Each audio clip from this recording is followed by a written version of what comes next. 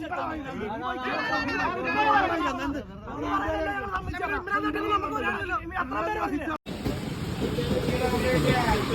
கொழுப்பு அப்படிலாம் எதுவுமே இல்லாமல் உள்ள எல்லாமே பீஸாக தான் இருக்குது.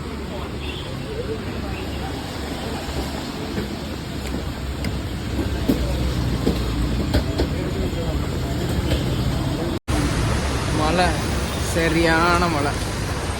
ஸோ இது வரைக்கும் இது 4வது பெட்ரோல் பங்க்கு.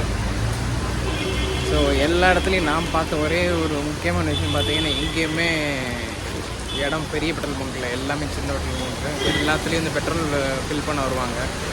ஸோ அதனால் ஸ்டே பண்ணுறதுக்கு இடம் இல்லை. ஸோ 4 பெட்ரோல் பங்க்கு முடிஞ்சு. இதுக்கப்புறம் போனோம்னா எல்லாமே, இதுக்கப்புறம் எங்கேயும் போக முடியாது. இதுக்கப்புறம் தாண்டி போனோம் 10 கிலோமீட்டரோ 15 கிலோமீட்டரோ பெட்ரோல் பங்க்கு. அதனால் ஹைவேஸ் தான். இந்த மலையில் வந்து போக முடியாது. ஸோ அடுத்து என்ன பண்ணுறதுன்னு தெரியல, பார்க்கலாம். இந்த மலை அப்படியே சாப்பிட்டுட்டு அப்படியே அடுத்து என்னன்னு பார்ப்போம். இப்போ தான் கேரளா வந்து ஃபஸ்ட்டு பீஃப் கறி சாப்பிட போகிறேன். பரோட்டாவும் பீஃப் கறியும் 3 பரோட்டா மாதிரி இருக்குது. ஆஃப் பீஃப் கறி அவ்வளோதான் இருக்கும். ஸோ பீஃப் கறி 50, பரோட்டா 10.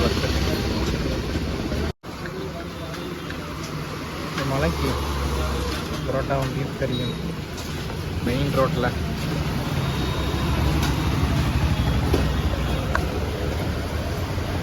செம்ம டேஸ்ட்டு.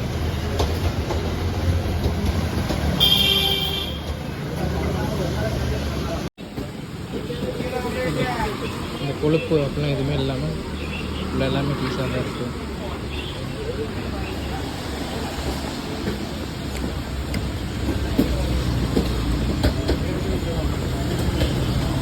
ஸோ இப்போ கொல்லம் ஜங்ஷன் வந்து வந்தாச்சு இங்கே. ஸோ இங்கேருந்து ஆலப்பி போகிறோம். ஆனால் இப்போ இல்லை, காலையில். இந்த இன்றைக்கி இங்கே ஸ்டே எதுவும் இல்லை. ஸோ ஜங்ஷன் இல்லை. அப்படியே இருந்துட்டு நைட்டு ஆலப்பி போகாமல் காலையில் ஒரு 5 மணி 6 மணிக்கு ஆலப்பி போய் அதுக்கப்புறம் பார்ப்போம்.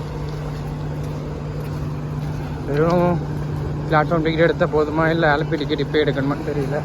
அங்கே போய் கேட்டால் தெரியும். இப்போ வந்து காலையில் ஏர்லி மார்னிங் போகணும்னா பிளாட்ஃபார்ம் டிக்கெட் மட்டும் இப்போ எடுத்தால் போதுமா. 12 மணிக்கு மேலே தான் காலையில் ட்ரெயின் வருமா. ஸோ அதனால் பிளாட்ஃபார்ம் டிக்கெட் எடுத்தாச்சு. பார்ப்போம். அடுத்து 12 மணிக்கு மேலே வந்து காலையில் டிக்கெட் எடுக்கணும், இந்த ஆலப்பி போகிற ட்ரெயின் டிக்கெட்டு.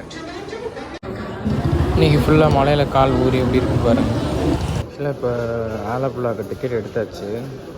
ஆக்சுவலாக இப்போ வண்டி இருக்குது 1 மணி 3 மணி 4 மணின்னு. நான் 4 மணிக்கு போனேன். 4 மணிக்கு நான் 4:30 தான் ஏற போகிறேன். ஏன் அப்படின்னா அப்போ தான் அந்த ஏர்லி மார்னிங் ஒரு 6 மணிக்கு போகிறப்ப கரெக்டாக இருக்கும் அந்த சன்ரைஸ்லாம் இது பண்ணுறதுக்கு. இன்னொன்று இங்கே ஒரு நல்ல விஷயம் என்னென்னு பார்த்தீங்கன்னா, இது சென்னையில் கூட அப்படி இல்லை. இப்போ இங்கே எவ்வளோ பேர் உட்காந்துருக்காங்க. லேடிஸ் எல்லோரும் உட்காந்துருக்காங்க. அந்த சைடு நிறைய பேர் உட்காந்துருக்காங்க. இந்த கடைலாம் இருக்குது. இது வந்து ஒரு நம்மளை மாதிரி ஒரு மதுரை மாதிரி ஒரு சிட்டி தான் இது. கொல்லம்லாம் ரொம்ப பெரிய சிட்டிலாம் கிடையாது. ஆனால் சென்னையில் பார்த்திங்கன்னா 11 மணி 12 மணிக்கே க்ளோஸ் பண்ணிடுவாங்க எல்லாத்தையுமே. செம்ம ஸ்ட்ரிக்ட்டு. 1 மணிலேருந்து 3 மணி ஒரு தடவை நான் ஸ்டே பண்ணேன். எப்படி தான் இருக்குதுன்னு பார்ப்போம். நீலகிரி ஜங்ஷனில் வந்தனால ஸ்டே பண்ணேன். 1 மணிலேருந்து 3 மணி அளவு செம்ம டைட்டு, செம்ம ஸ்ட்ரிக்ட்டு. எல்லாத்தையும் டிக்கெட் ரிசர்வேஷன் இல்லைன்னா ஃபுல்லாக வெளியேன்னு சொல்லிட்டாங்க. அதனால் இங்கேலாம் பரவாயில்ல, ஓரளவுக்கு எல்லோரும் உட்காந்துருக்காங்க. எவ்வளோ லேடிஸ் உட்காந்துருக்காங்க, அவ்வளோ பேர் இங்கே உட்காந்துருக்காங்க. கடைலாம் திறந்துருக்கு.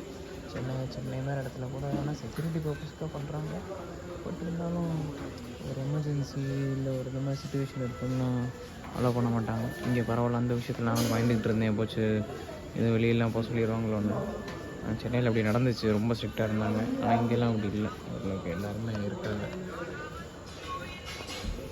ஸோ இப்போ எந்த ட்ரெயினில் வேணால் போகலாம். 3லேருந்து 4 ட்ரெயின் இருக்குது எனக்கு. ஆனால் நான் வந்து கொஞ்சம் ரெஸ்ட் எடுத்துகிட்டு நான் காலையில் ஒரு 4:30 மணிக்கு ஏறினா ஒரு 1.5 மணி நேரம் தான்.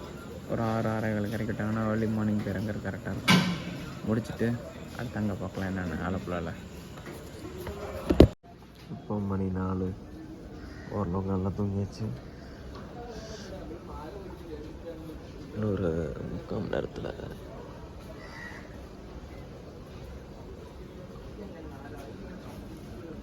நிறைய பேர் வந்தாங்க பாலம் கொஞ்ச நேரத்துக்கு முன்னாடி கூட வந்தாங்க. ட்ரெயின் வந்துருச்சு மேலே போய் போகிறதுக்கு. க்ரௌடாக தான் இருக்குது.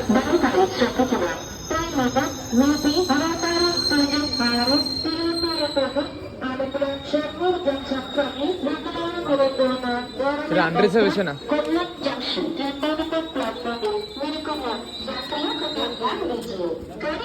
ட்ரெயினில் வழக்கம் போல் சீட் இல்லை. சரி கீழே உட்காந்து உண்டு. ஆலப்பி வந்தாச்சு. ஸோ இப்போ தான் ஜங்ஷன்லேருந்து வெளியே போக போகிறேன். பார்ப்போம் போயிட்டு எங்கே போகலான்ட்டு. டீ குடிச்சிட்டு அடுத்து பார்ப்போம்.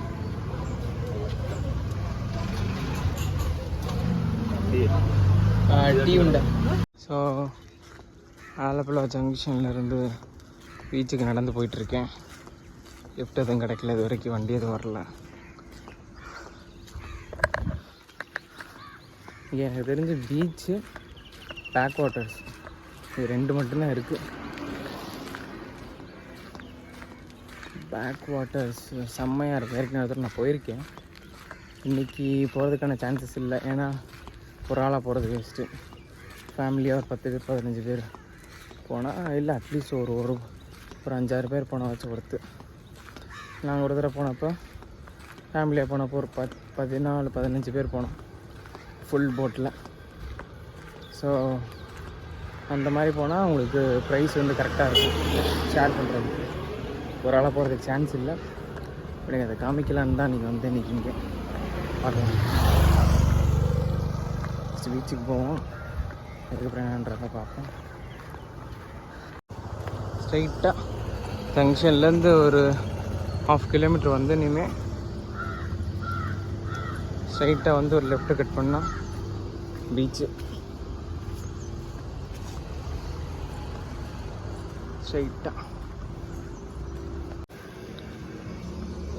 ஆலப்புழா ஆலப்பி பீச். 2 சைடுக்கு அங்கிட்டு தள்ளி போகணுன்னு நினைக்கிறேன். தெரிஞ்சது அப்படியே பிடிச்சிட்டு வந்து விற்கிறாங்கன்னு நினைக்கிறேன்.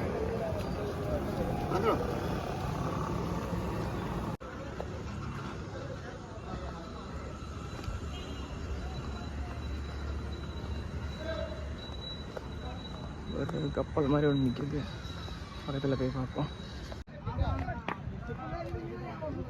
ஆக்சுவலி அது உண்மையான ஷிப்பு தான், அப்படி தான் நினைக்கிறேன். ஆனால் போகிறதுக்கு லாக் பண்ணி வச்சுருக்காங்க, மேலே போக முடியாது போல்.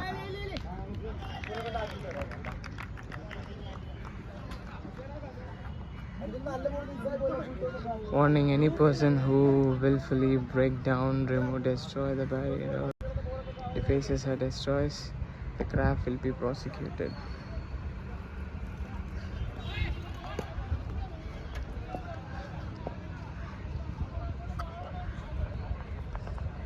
இப்போ பற்றி அங்கே போட்டிருக்காங்க.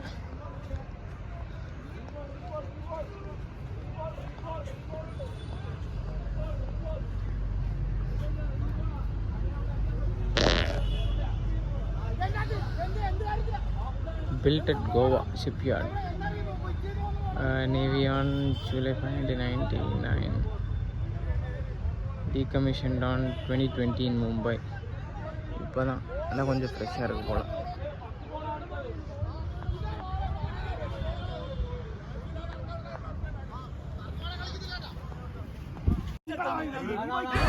நல்லா இந்த கிரிக்கெட் விளாட்றத மிஸ் பண்ணணும் இல்லை, பட் இந்த மாதிரி கிரிக்கெட் விளாட்றப்ப நடக்கிற சண்டே வந்து ரொம்ப மிஸ் பண்ணேன். ஜாலியாக இருக்கும் இப்போ. ஸோ அதனால் இங்கே பார்த்தா கொஞ்சம் விளாண்டே இருந்தேன். திடீர்னு பார்த்தா பயங்கர சீரியஸ் ஆகிடுச்சு சண்டை. ஸோ அது ஆலப்பி போட்டிங் பார்த்திங்கன்னா 5 மெயின் வாட்டர் லேக் இருக்குது. அப்புறம் இது ஃபுல்லாக சேர்த்து 38 ரிவர். இதெல்லாம் மேன்மெய்ட் ரிவர்ஸ். இதெல்லாம் கனெக்ட் ஆகி தான் அந்த ஃபுல் போட்டிங் அந்த ஃபுல் செட்டப்பே இருக்கும். ஸோ இப்போ ஒரு அந்த கிரிக்கெட் விளாட்றவங்கள்ட்ட கேட்டேன். அவங்க சொன்னாங்க ஆலப்பி போட் ஜெட்டி. ஸோ அதுதான் ஸ்டார்டிங் பாயிண்ட்டாக.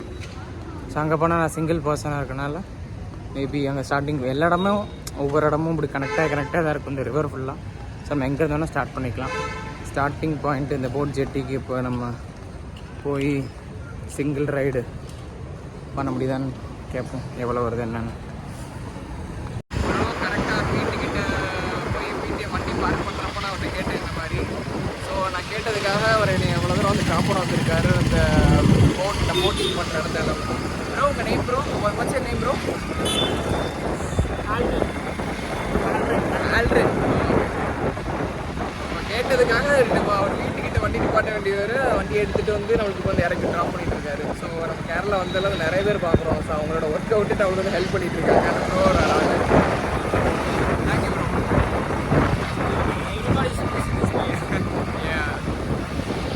എടുത്ത് വീഡിയോ എടുത്തേക്കാം ലൈക്ക് ആ സരി நாலு விதமாக சொல்லுவாங்களே அந்த மாதிரி தான். அடுத்து நான் பேக்கை போட்டு நடந்து போகிறத பார்த்துட்டு எல்லோரும் நிப்பாட்டி இதை பற்றி கேட்டாங்க. ஆக்சுவலாக 3 போட்டு உண்டு. என்னென்னா இது வந்து ஒரு சைட் சீயிங் போட் மாதிரி.